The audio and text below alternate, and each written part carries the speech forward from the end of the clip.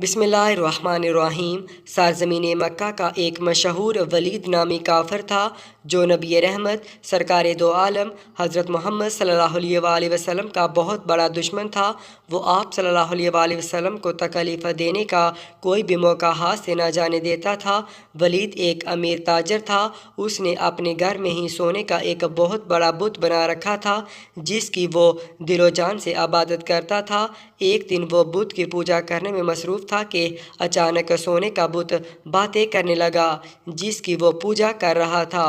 اس بت نے ولید سے کہا، اے میرے ماننے والے، مجھ پر یقین کرنے والے، سن لے، حضرت محمد صلی اللہ علیہ وآلہ وسلم اللہ کے رسول نہیں ہیں۔ رسول اللہ صلی اللہ علیہ وآلہ وسلم کا دین سچا نہیں ہے۔ حضرت محمد صلی اللہ علیہ وآلہ وسلم پر کبھی بھی ایمان نہ لانا۔ حضرت محمد صلی اللہ علیہ وآلہ وسلم کے رسول ہونے کی کبھی بھی تصدیق نہ کرنا۔ بت کو بولتے ہوئے دیکھ کر ولید کی خوشی کی انتہا نہ رہی۔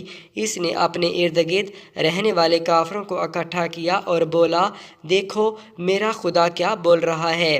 جب سارے اکٹھے ہو کر ولید کے بت کے پاس گئے تو انہوں نے بھی بت کے منہ سے وہی الفاظ سنے جو ولید نے سنے تھے۔ دوسرے دن پورے علاقے میں یہ بات عام پھیل گئی تھی۔ سب لوگ آئے اور اس بت کے منہ سے یہ بیہودہ الفاظ سن کر چلے جاتے تھے۔ ایک دن انہوں نے حضور اکرم صلی اللہ علیہ وآلہ وسلم کو بھی دعوت دی، اے محمد صلی اللہ علیہ وآلہ وسلم، دیکھو ہمارا خدا سچا ہے جو یہ دعویٰ کر رہا ہے۔ انہوں نے نبی اکرم صلی اللہ علیہ وآلہ وسلم کو بھی تشریف لانے کو کہا۔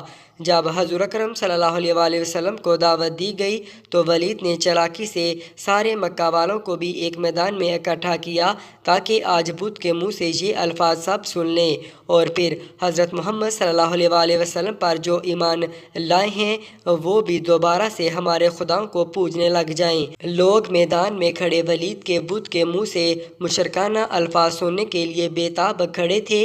جب بت نے حضور اکرم صلی اللہ علیہ وآلہ وسلم کو دیکھا تو اس نے نبی اکرم صلی اللہ علیہ وآلہ وسلم کی طرف اشارہ کرتے ہوئے کہا، اے لوگو، یہ حضرت محمد صلی اللہ علیہ وآلہ وسلم ہیں، یہ اللہ تعالیٰ کے آخری نبی صلی اللہ علیہ وآلہ وسلم ہیں، ان کا دین سچا دین ہے، قرآن پاک اللہ تعالیٰ کی آخری کتاب ہے۔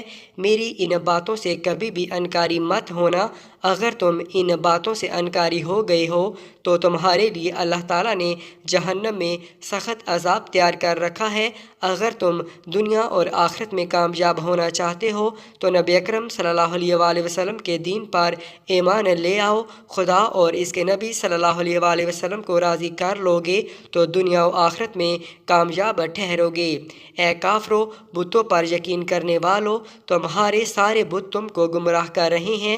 اگر تم نے انہی بتوں کی پوجا کی تو تم سارے کافر مزید گمراہ ہوتے جاؤ گے اور مرنے کے بعد تمہارا ٹھکانہ جہنم کی سخت آگ ہوگی۔ جب ولید نے اپنے بت کے منہ سے یہ الفاظ سنے تو اس نے شرم کے مارے سر جھکا لیا۔ ولید کو اپنے بت پر اتنا غصہ آیا کہ اس نے غصے میں آ کر بت کے ٹکڑے ٹکڑے کر دیے۔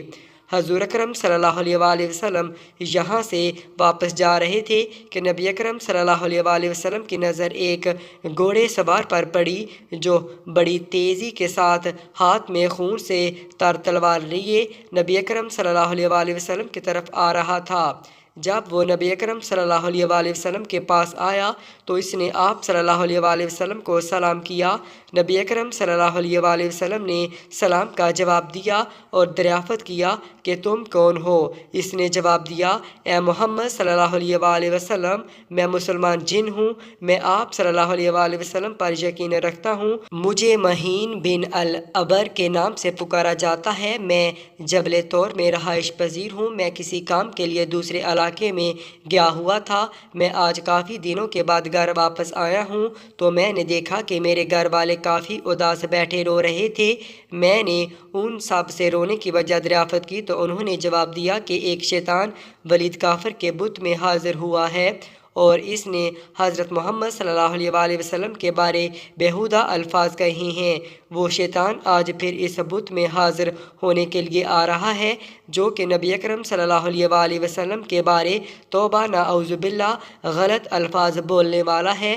جب میں نے گھر والوں سے یہ الفاظ سنے تو مجھ سے برداشت نہیں ہوا تو میں نے اس شیطان کو راستے میں ہی روک کر قتل کر دیا ہے اور اس بت میں داخل ہو کر آپ صلی اللہ علیہ وآلہ وسلم کے سچے نبی ہونے کی گواہی دی ہے۔